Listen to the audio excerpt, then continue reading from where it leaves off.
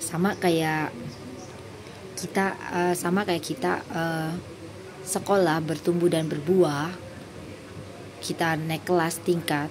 Kekristenan juga gitu, Kak. Kekristenan itu nggak stuck, bukan kita datang ke gereja dengar khotbah tuh pulang, enggak.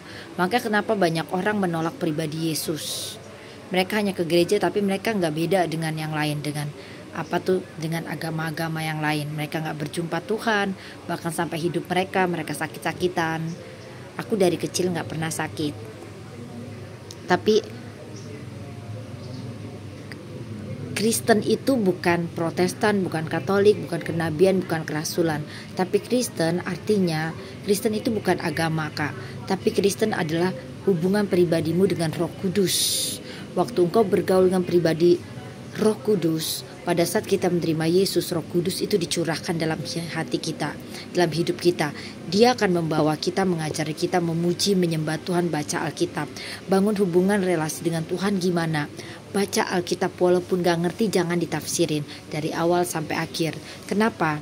Itu akan membuang sistem Lucifer, sistem yang kita adopsi dari kecil sampai besar, sistem pendidikan kita segala macam yang itu bertentangan dengan firman Tuhan. Karena dunia mengajarkan logika, dunia mengajarkan pengetahuan, tapi Yesus mengajarkan kebenaran. Di mana kebenaran di sini ada pribadi Tuhan yang nyata dalam hidupmu. Engkau bisa melihat Dia nyata, engkau bisa merasakan Dia nyata, dan setiap perkataanmu terjadi. Engkau bicara face to face, dua arah dengan Dia. Tuhan itu ada di surga, tapi juga ada di sini, juga ada di hidup kita. Dia juga bisa diajak bicara. Tuhan itu real, nyata. Sama seperti waktu Yesus ada bersama dengan murid-murid. Kristen itu disebut Kristen karena orang-orang mengikuti Yesus pada waktu itu, maka mereka menyebut orang Kristen. Kristen tidak menyelamatkan, tapi yang menyelamatkan adalah ketika engkau berjumpa dengan pribadi Yesus.